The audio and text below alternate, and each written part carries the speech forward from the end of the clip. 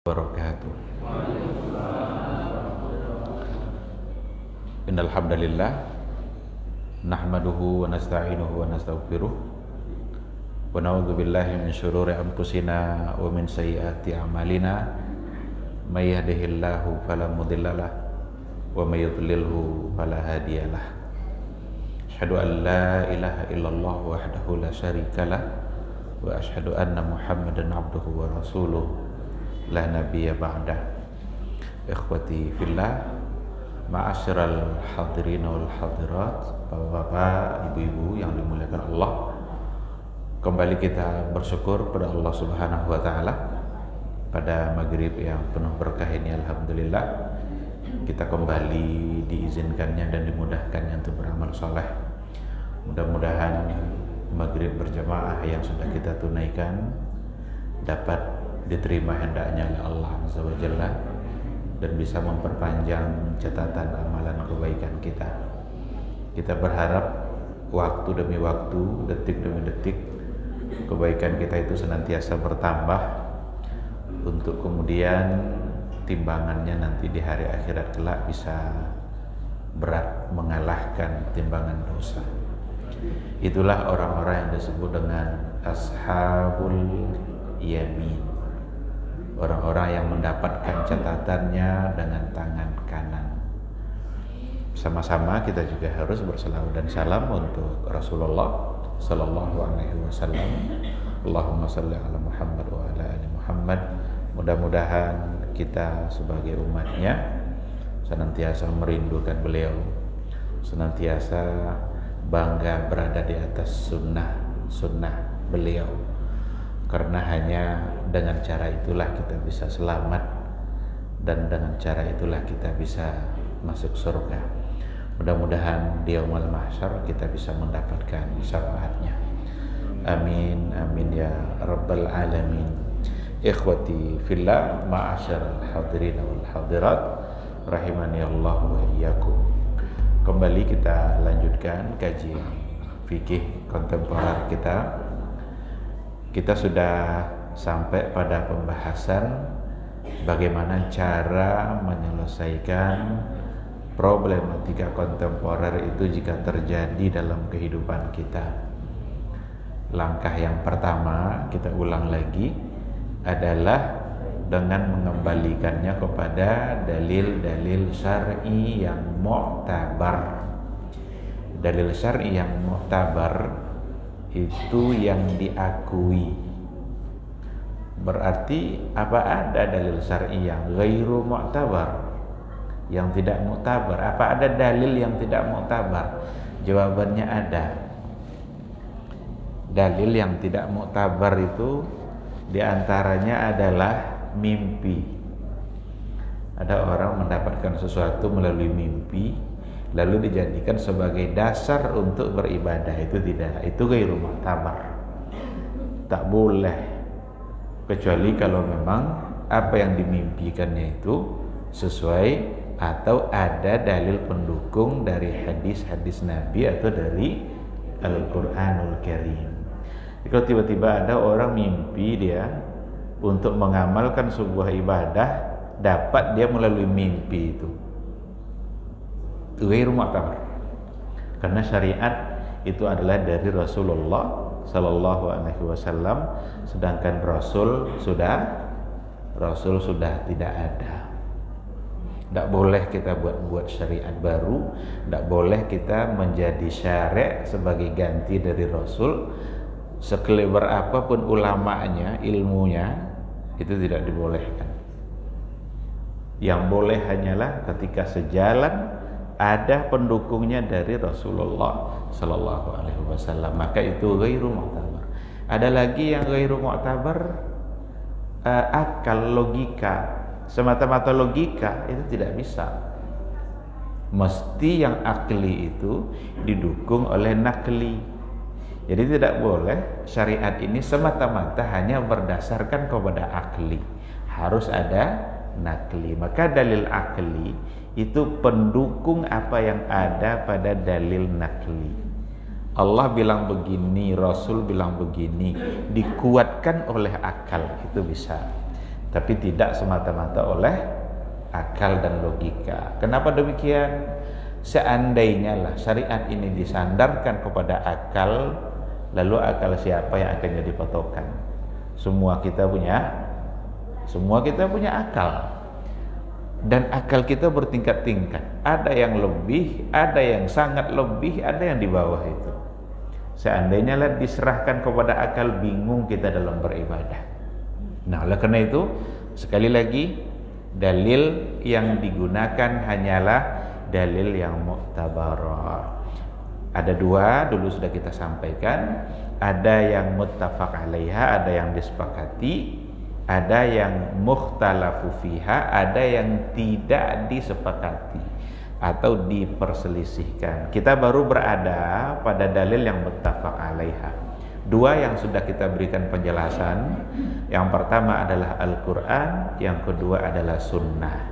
Terakhir pertemuan kita membahas persoalan yang berkaitan dengan Sunnah. Definisinya, pembagiannya, contoh-contohnya. Alhamdulillah semua kita sudah bahas. Sekarang kita masuk pada ijma' dan qiyas. Kita coba dua ini bahas sekaligus. Dalil mu'tabar yang disepakati oleh para ulama yang ketiga itu disebut dengan ijma'.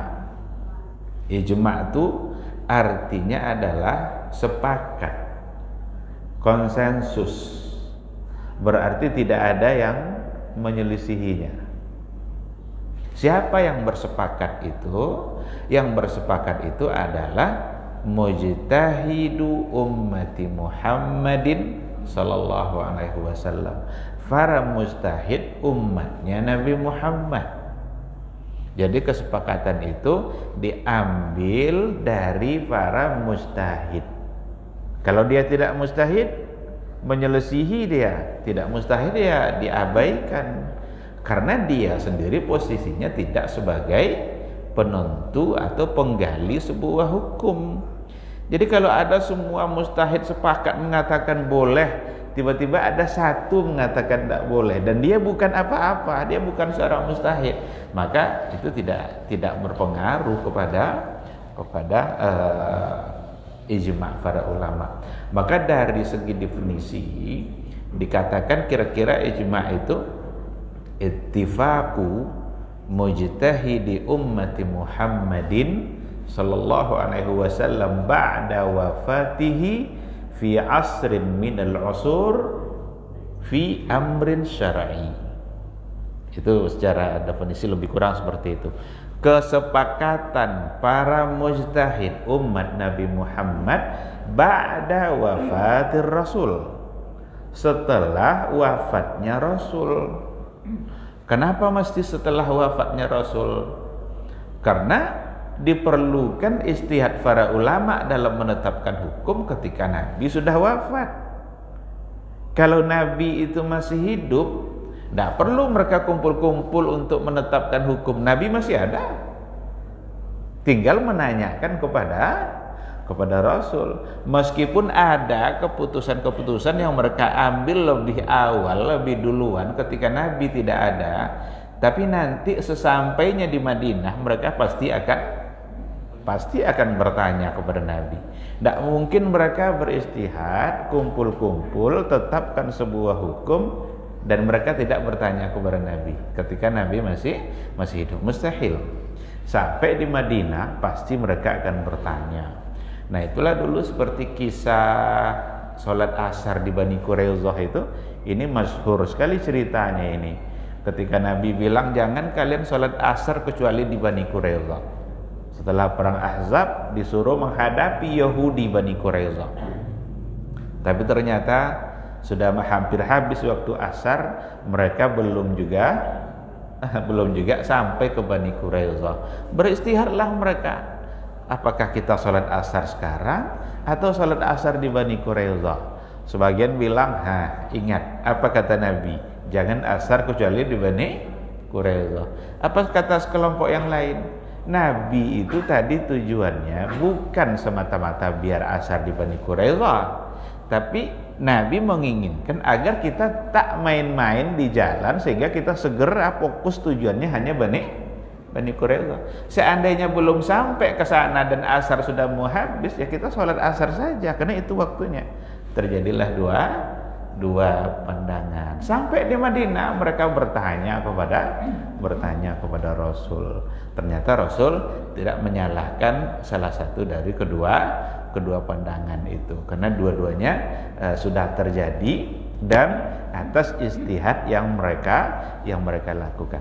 Oleh karena itu dalam definisi ijma, ba'da wafatir Rasul, setelah wafatnya Rasulullah sallallahu alaihi wasallam, fi amrin syar'i atau fi hukmin syar'i, yang hubungannya dengan hukum syar'i.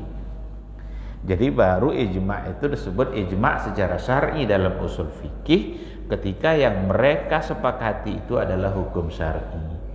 Adapun yang terkait dengan selain hukum syar'i itu tidak masuk dalam kategori ijma usuli. Ijma dalam usul fikih itu hanya untuk ilmu syar'i. Apa ada kesepakatan pada selain hukum syar'i? Ada pada banyak hal, pada aktivitas duniawi kita banyak sekali. Ini kira-kira kalau seperti ini tanahnya, pupuk yang paling pas apa ini? Itu bukan hukum syar'i. Mungkin mereka bersepakat, oh berarti jenis pupuk yang paling bagus untuk tanah jenis ini. Mungkin mereka sepakat, tapi bukan ijma usuli. Itu bukanlah ijma dalam usul fikih yang menjadi sumber hukum. Oleh karena itu, fi hukmin syar'i, dalam hukum syar'i. Nah, ikhwati fillah, nampak oleh kita ijma itu punya kedudukan yang sangat tinggi sebenarnya dalam menetapkan sebuah hukum. Kalau seandainya ada satu hukum sudah disepakati oleh para ulama, ini tidak ada peluang sama sekali untuk dibantahi, untuk diselisihi. Tidak ada alasan sama sekali, karena ulama semuanya sudah sepakat. Namun yang perlu dipertanyakan, seperti apakah contohnya hukum yang sudah disepakati oleh para ulama itu? Hukum yang sudah disepakati itu ya yang benar-benar disepakati oleh para ulama. Itu ada pada permasalahan-permasalahan yang ma'lum minad-din bid-darurah, yang sudah dikenal dalam agama ini secara mudah, secara gampang. Memang cenderung kita tidak akan bakal menolak, karena dalam agama itu satu hal yang asasi dan mesti kita mengerti itu. Puasa Ramadan wajib, itu ijma itu. Salat yang 5 waktu wajib. Haji bagi yang mampu wajib, itu ijma itu. Tidak ada satupun yang menyalahi. Seandainya ada orang yang ingin menyalahinya, pasti akan tertolak. Pasti itu. Karena hukumnya sudah disepakati. Maka ketika salah seorang ulama ingin mengatakan bahwa tahajud dan witir itu hukumnya wajib, tertolak. Jadi kan salat yang wajib kan cuma 5 sehari semalam. Tapi ada sebahagian kecil dari ulama yang ingin mengatakan bahwa witir itu wajib. Kenapa demikian? Nabi tak pernah meninggalkannya la fi safar wala fi hadar, baik saat dia musafir ataupun saat dia mukim. Ketika tidak pernah ditinggalkan oleh Nabi, berarti hukumnya, tapi itu tertolak untuk memasukkan wajib witir itu sehingga sama dengan wajibnya zuhur, tertolak. Karena yang disepakati oleh para ulama yang wajib itu hanya 5, berdasarkan kepada dalil-dalil yang sharih, yang jelas datang dari Rasulullah sallallahu alaihi wasallam. Apa di antaranya? Di antaranya hadis Muaz Ibnu Jabal. Ketika Muaz kan duta dakwah yang dikirim oleh Rasul untuk berdakwah kepada Yaman, masyarakat yang ada di Yaman. Apa yang perintah Nabi kepada Mu'adz? Salah satunya adalah setelah beriman kepada Allah, jika mereka sudah menerima iman itu, kata Rasul kepada Mu'adz, akhbirhum bi annallaha qad iftarada alaihim khamsa salawat. Beritahu mereka, ajarkan kepada mereka bahwa Allah itu mewajibkan sholat 5. Kalaulah yang wajib itu 6, tidak mungkin Nabi bilang 5. Pasti Nabi akan bilang 6. Tapi Nabi sendiri bilang 5. Maka sepakat ulama, ijma' ulama mengatakan 5. Ada yang bilang 6 akan tertolak. Lalu kenapa ada Nabi tidak pernah meninggalkan? Maka digabunglah, dicobalah analisa permasalahan itu. Ternyata bisa saja bagi Nabi itu adalah menjadi sesuatu yang wajib, tapi bagi umatnya tidak. Karena Nabi itu sebagai seorang Rasul, dia punya beban lebih. Jadi jangan dikira ketaatan Rasul itu sama dengan kita. Dia harus ketaatannya kepada Allah lebih dari manusia yang lain. Salah satu dari bentuk lebihnya itu adalah ketika itu diwajibkan kepada Rasul. Tahajud sama witir itu diwajibkan kepada beliau. Karena ayatnya langsung, ya ayyuhal muzammil qumil laila illa qalila. Siapa muzammil di situ? Rasul. Hei orang yang berselimut, bangun kamu setengah malam atau lebih dari itu atau kurang dari itu. Kenapa harus ada bangun malam ini bagi Nabi wajib? Sanulqi alaika qaulan tsaqila. Jadi modal untuk menerima qaulan tsaqila itu, modal untuk menerima amanah syariat. Dikatakan qaulan tsaqila berarti berat kan?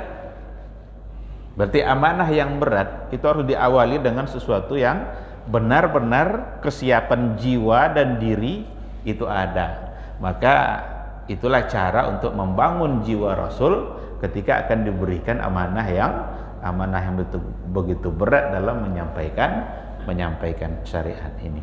Nah, jadi tertolak ketika ada yang ingin mengatakan 6. Begitu juga yang lain. Maka posisi ijma itu kuat disebabkan oleh kesepakatan tadi. Dan untuk diketahui dalam agama kita ini, persoalan yang ijma itu sedikit, lebih sedikit persoalan yang hukumnya ijma daripada hukum yang diperselisihkan. Dalam sholat saja umpamanya itu yang ijma sedikit. Yang berbeda para ulama itu banyak. Maka diperlukan bagaimana kita saling menghormati dalam perbedaan. Contoh umpamanya, salat diawali dengan takbiratul ihram itu ijma. Semua ulama mengatakan bahwa salat dimulai dengan awal kata yang terucap dalam kita salat itu adalah takbiratul ihram. Tapi bagaimana cara takbiratul ihram? Itu sudah mulai ada perbedaan. Membaca Al-Fatihah itu jelas para ulama mengatakan harus diucapkan. Tapi bismillahnya dijaharkan atau tidak? Mulai berbeda. Nah, maka ada ikhtilaf. Kalau seandainya memang itu berdasarkan kepada dalil, disitulah saatnya kita harus saling menghargai. Tetapi perlu juga diketahui, ada kadang dia tidak ikhtilaf tapi dia ikhtilafkan. Sini hati-hati juga kita. Ketika ikhtilaf itu tidak memiliki dalil yang kuat, lemah dalilnya atau sama sekali tidak dikuatkan oleh dalil, maka yang berpegang kepada pendapat seperti itu harus diminta kesediaannya untuk menerima mana yang lebih kuat. Jangankan persoalan hukum, wafat Rasul aja ikhtilaf mereka dulu kan semua bilang Nabi wafat, yang tidak percaya adalah Umar. Kan ikhtilaf namanya itu kan. Tidak ada Rasul wafat kata Umar. Jangan coba-coba bilang Rasul wafat. Yang bilang Nabi wafat saya penggal lehernya. Diam semuanya. Tidak ada yang berani membantah Umar. Berdirilah Abu Bakar untuk membaca sebuah ayat, wa ma Muhammadun illa rasulun qad khalat min qablihir rusul afa immata aw qutila inqalabtum ala aqabikum. Ketika dikatakan afa immata, apakah jika beliau wafat, berarti ada saatnya Rasul. Ketika itulah Umar pingsan lalu tersadar kembali dan dia menerima kalau Rasul sudah wafat. Semangat menerima hukum ketika sudah tahu dalil, itu yang penting. Umar kan tadi mengingkari itu, tidak wafat katanya, tapi ketika disampaikan dalil dia langsung menerima. Semangat ini yang kadang-kadang kurang di masyarakat hari ini, karena ketika ada satu pandangan yang dia sudah meyakini, tak mau berubah. Kalau ini persoalan agama yang kita bertanggungjawabkan di akhirat kelak. Ini bukan persoalan dunia, bukan persoalan diri kita masing-masing untuk urusan dunia, tapi pertanggungjawaban kita di hadapan Allah Subhanahu wa ta'ala. Nah, maka persoalan yang diperselisihkan itu sangatlah banyak, dan yang disepakati itu sedikit. Namun para ulama membagi-bagi. Ada ijma' itu namanya ijma' sharih, ada ijma' sukuti. Ini dari segi istilah ya. Ijma' sharih, ijma' di mana semua menyatakan hukum yang sama. Tapi ada nanti namanya ijma' sukuti. Ijma' sukuti itu tidak mengucapkan hukum yang sama semuanya, tetapi tidak didengar ada yang membantahnya. Ketika tidak didengar ada yang membantahnya, berarti dianggap sebagai sebuah ijma'. Ijma' sukuti istilahnya itu. Apalagi untuk mengumpulkan semua para mujtahid dalam waktu yang sama, itu sangat sulit. Karena mereka jumlahnya sangat banyak. Nah, muncul pertanyaan, mungkinkah sekarang terjadi ijma'? Kalau memang ijma' itu adalah kesepakatannya para ulama, mereka harus berkumpul semuanya dan semua mujtahid harus ada pada tempat yang sama, mustahil akan terjadi ijma' dalam artian berkumpul semua. Tapi kalau untuk dikatakan ijma' sukuti dalam artian tidak didengar ada orang yang menyelisihi, itu mungkin. Kalau kita hubungkan sama kajian kontemporer umpamanya, masalah kontemporer, mungkin tidak itu disepakati ketika tidak didengar ada yang menyelisihinya. Bisa. Apa contohnya? Kalau dibuatkan umpamanya contoh, dulu kan Masjidil Haram itu kan satu tingkat kan, di situ aja orang semuanya tawaf. Sekarang sudah bisa tawaf di lantai 4. Pertanyaannya, sahkah tawaf di lantai 4 yang dulu tidak ada?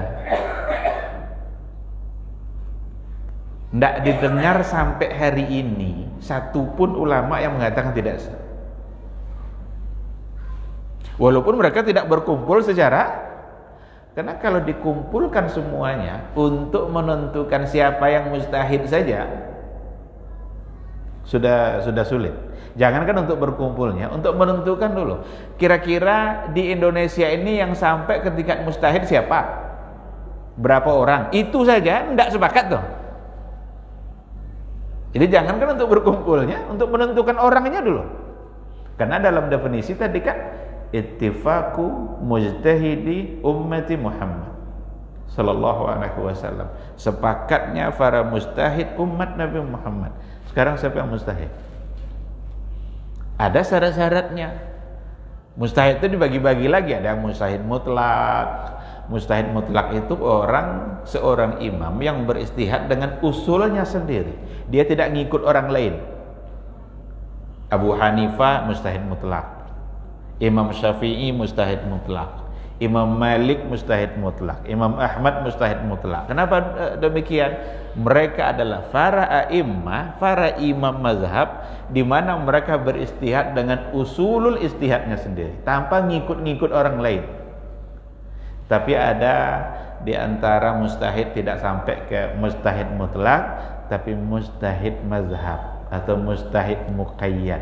Mereka-mereka yang beristihad tapi menggunakan usulul istihad para a'immah, para imam. Maka Imam Nawawi dia bukan mujtahid mutlak. Kenapa demikian? Karena dia beristihad menggunakan usul istihadnya Imam Syafi'i. Maka dia termasuk yang pembela mazhab Syafi'i. Imam An-Nawawi, Imam Ar-Rafi'i, dalam mazhab Imam Abu Hanifah banyak murid-muridnya, ada Abu Yusuf, ada Hasan Asy-Syaibani, ada Zufar. Mereka semua tidak disebut sebagai mujtahid mutlak, tetapi mujtahid muqayyad atau mujtahid mazhab, karena mereka beristihad dengan menggunakan usul istihadnya Abu Hanifah.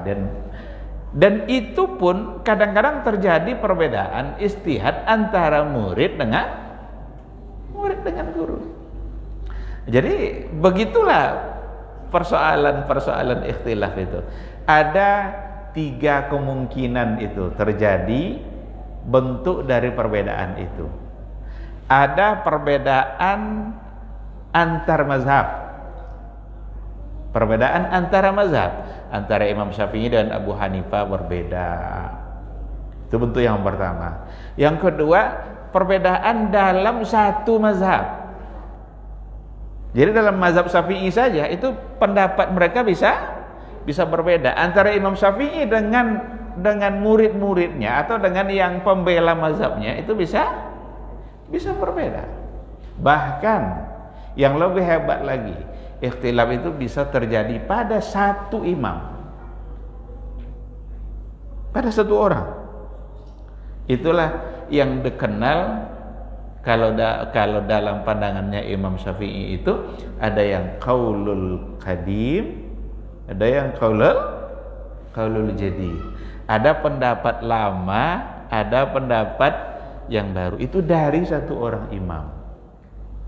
Di awal-awal dulu oleh Imam Syafi'i itu tidak batal wudhu bersentuhan laki-laki perempuan jika sudah tua. Waktu dia di Irak ngomong seperti itu. Sampai di Mesir nampak oleh dia ada seorang kakek ngikut-ngikut seorang gadis. Ini berarti kakek-kakek pun masih ada. Maka dirubahnya batal walaupun sudah. Nah, jadi ada semacam keadaan yang dialami dulu dan yang dialami nanti di masa berikutnya itu membuat hukum bisa berbeda. Nah, disinilah pengaruh tempat, pengaruh az-zaman wal makan, tempat dan waktu di dalam menetapkan sebuah hukum. Baik, ikhwati fillah, maka persoalan ijma' itu menjadi salah satu dari sumber hukum, dan kalau sudah ditetapkan sebagai hukum oleh sebuah ijma', maka jadi kuat dia. Dalam masalah kontemporer memang kebanyakan itu sulit untuk ditemukan ijma'nya. Tetapi bukan berarti tidak mungkin, bukan berarti mustahil untuk terjadinya ijma. Seandainya tidak didengar ada pendapat yang menyelisihi, maka seolah-olah itu sudah disebut sebagai ijma, tapi ijma'nya ijma sukuti. Kecenderungannya untuk zaman kita sekarang bukan dalam bentuk mengumpulkan semua para mujtahid, tetapi kecenderungannya ada yang disebut dengan al-ijtihad al-jama'i. Al-ijtihad al-jama'i itu ijtihad kolektif, di mana untuk menetapkan sebuah hukum diperlukan berkumpul banyak ahli, bahkan selain daripada ahli fikih. Itu istihad kolektif. Kalau dulu istihadnya sering individu. Imam Syafi'i beristihad secara sendiri, lahirlah hukum. Karena kecerdasan dia, Kecerdasan yang mereka miliki membuat mereka mampu untuk beristihad. Sekarang sudah dikembangkan dalam bentuk istihad jama'i. Karena berbagai masalah dalam kehidupan kita, terkadang para ulama ini memerlukan pandangan-pandangan ilmuwan yang lain agar sampai kepada satu keputusan hukum. Kalau diberikan contoh umpamanya, untuk menetapkan halal haramnya satu produk makanan. Halal haram kan berarti ahli fikih. Ini makanan ini halal, ini makanan ini haram. Ada label halal dalam sebuah produk. Untuk menentukan itu halal atau tidak, itu perlu ahli yang lain untuk mencoba menganalisa kandungan yang ada pada makanan itu. Karena sekarang bukan lagi bicara haramnya babi atau haramnya jenis ini. Semua sekarang perlu ada label halal. Nah, untuk menentukan itu bagaimana? Maka diperlukan ada ahli yang lain. Ketika sudah dibantu pengetahuannya oleh ahli itu, dan ternyata memang makanan itu mengandung hal-hal yang merusak, yang memudaratkan, disitulah para ulama bisa untuk menetapkan bahwa dia adalah haram atau dia tidak bisa diberikan label halal karena terkandung di situ hal-hal yang dilarang oleh agama. Kalau umpamanya kita ambil kapan dibolehkan operasi kelamin. Dulu kita singgung sedikit tentang operasi kelamin. Ada yang operasi tujuannya untuk takmil, untuk menyempurnakan fungsi. Ada operasi yang tujuannya merubah. Kalau merubah haram.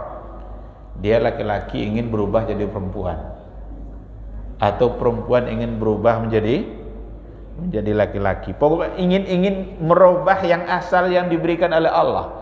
Itu taghyir khalqillah, merubah ciptaan Allah, di mana hukumnya adalah haram. Tapi ada operasi dalam bentuk yang lain, menyempurnakan fungsi. Sekarang ada orang lahir, diketahui dia punya dua kelamin. Ada kelamin laki-laki, ada kelamin perempuan. Oleh ulama fikih dibolehkan untuk dioperasi mana yang dominan fungsinya. Dia ada dua alat kelamin, tapi di dalam perutnya ada rahim.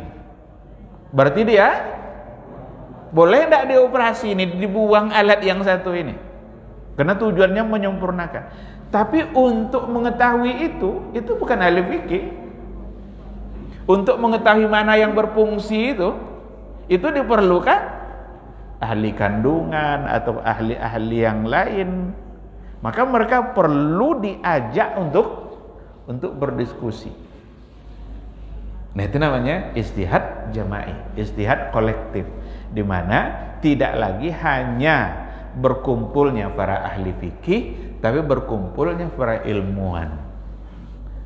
Bahkan ada sebuah majalah Al-Wa'yul Islami yang terbit di Mekah, itu ada satu tulisan usulan seorang pakar dari Kuwait untuk menentukan kira-kira Jeddah itu bagian dari miqat atau tidak. Itu perlu ahli geografi. Sekarang kalau seandainya ada jemaah haji gelombang kedua langsung dia ke Mekah, mereka boleh tidak ihramnya di Jeddah? Kira-kira Jeddah itu min muhazatil miqat, itu masih bagian dari batas miqat atau tidak? Kesejajaran garisnya itu masih ada tidak dengan miqat yang ada? Untuk menentukan itu perlu ahli geografi. Ketika sudah dianalisa dan teliti oleh mereka, disitulah baru diputuskan oleh para ulama. Walaupun sampai hari ini masih terjadi perbedaan, apakah mereka miqatnya di atas pesawat, mereka memulai niatnya atau dibolehkan di Jeddah. Di situ ada dua pandangan. Kalau seandainya kita ingin keluar dari semua perbedaan itu, ya otomatis di atas pesawat saja, biar kita lepas dari berbagai spekulasi. Tetapi istihad para ulama kontemporer itu sebahagian mereka mengatakan di Jeddah itu dibolehkan untuk dijadikan sebagai miqat bagi mereka yang langsung ke kota langsung ke kota Mekah. Baik, ikhwati fillah, itu sedikit pembahasan yang berkaitan dengan ijma'. Ternyata memang ijma' sebagai sumber hukum, dan itu akan ada hubungannya dengan tema-tema kontemporer. Sekarang kita coba ambil qiyas agar selesai oleh kita yang dalil mu'tabarah ini. Yang keempat itu namanya qiyas.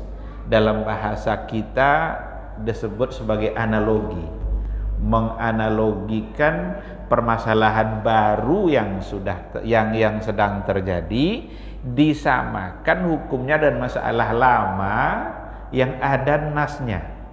Itu analogi namanya. Kenapa disamakan? Karena li'illatin jami'atin bainahuma, karena ada illat yang menghubungkan, yang menyatukan kedua masalah itu. Ini sangat erat kaitannya ini dengan masalah kontemporer, karena masalah-masalah yang terjadi hari ini bisa saja dianalogikan hukumnya kepada masalah yang lama dulu yang sudah ada nasnya. Maka berpegang kepada nas untuk masalah yang lama karena ada illat, ada alasan yang membuat dia menjadi disamakan hukumnya. Persoalan qiyas ini bukan masalah baru. Konsep qiyas ini secara teori itu aplikasinya dari Nabi. Bagaimana Nabi beranalogi dulu. Jadi ada seorang sahabat datang kepada Rasul membawa anaknya yang berwarna hitam. Jadi anaknya itu kulitnya hitam. Dia datang menemui Rasul, katanya, "Ya Rasulullah, istri saya melahirkan anak ini. Wa ana angkartuhu, dan saya mengingkarinya." Kalau ini bukan anak saya. Kenapa dia mengingkari? Karena anak yang lahir itu kulitnya hitam, sementara dia putih, istrinya juga putih, lahir anak hitam. Nah, ini ndak anak saya nih katanya. Ndak diterimanya kalau itu sebagai Rasul mengajak dia berpikir. Disinilah kecerdasan Nabi itu, kehati-hatian Nabi dalam menyikapi apa yang terjadi pada sahabat. Karena Nabi berpikir, kenapa baru sekarang diingkari? Kalau dia ingkari ini bukan anaknya, kenapa kehamilan istrinya dia tidak ingkari? Ya kan? Karena kalau memang yang dilahirkan bukan anaknya, dia akan ingkari kehamilan istrinya yang kemarin itu. Ini tidak santai-santai aja dia. Istrinya hamil santai aja dia. Pas lahir hitam baru. Ini bahaya nih kata Nabi. Dalam hati Nabi. Nabi bertanya, "Hal laka min ibil?" Kamu punya onta nah? Katanya ada. Apa warna ontanya? Ontanya warnanya agak kemerah-merahan. Hal lahu min awraq? Ada ndak warna selain itu? Ada ndak anak yang warna berbeda, yang mungkin agak keabu-abuan? Kata sahabat itu, ada ya Rasulullah. Kenapa bisa warnanya tidak sama? Dia sendiri yang jawab, mungkin dia mengikuti kulit induk-induknya yang dulu. Kata Rasul, mungkin anak kamu ini ngikut kulit atuk-atuknya yang keberapa gitu. Akhirnya diterima oleh dia.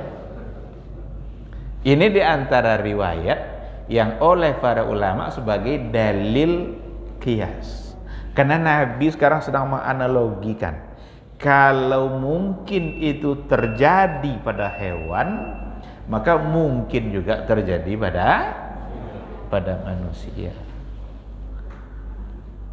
Nah, ada seorang anak yang datang menemui Nabi, katanya, "Ya Rasulullah, orang tua saya berjanji dia untuk melaksanakan haji, tapi dia belum sempat mengerjakannya, dia sudah meninggal. Apakah saya wajib mengerjakan hajinya?" Kata Rasul begini, "Menurut kamu kalau orang tua kamu itu punya hutang kepada orang lain, apakah kamu bertanggung jawab untuk membayar hutangnya?" Dia bilang iya. Nah, hutang kepada Allah lebih wajib. Fadainullahi ahaqqu ayyuqda. Maka hutang kepada Allah lebih wajib, lebih pantas untuk ditunaikan. Karena hutang kepada sesama manusia saja harus, apalagi hutang kepada, ada enggak nampak ada analoginya situ? Nampak. Maka ini oleh para ulama ini sebagai dalil dibolehkannya qiyas sebagai sumber hukum. Terjadi masalah baru, narkoba umpamanya. Narkoba tidak ada dalam hadis, tidak ada dalam Al-Quran.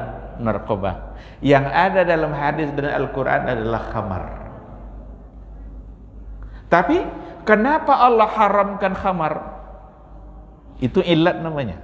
Ilat diharamkannya khamar itu ternyata semuanya ada pada narkoba. Karena semuanya ada, berarti hukumnya juga sama. Maka disamakan hukum haramnya khamar dengan haramnya narkoba. Jadi jangan cari-cari alasan, kan tidak ada dalam hadis, tidak ada dalam Quran narkoba boleh. Tidak, karena ada analogi, disamakanlah hukumnya. Memukul orang tua tidak ada dalam Al-Quran larangannya, dalam hadis juga tidak ada. Yang ada fala taqul lahuma uff, jangan kalian katakan uff, katakan ungkapan yang bisa menyakiti.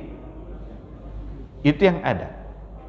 Memukul tidak, tapi dianalogikanlah hukum memukul ini dengan mengucapkan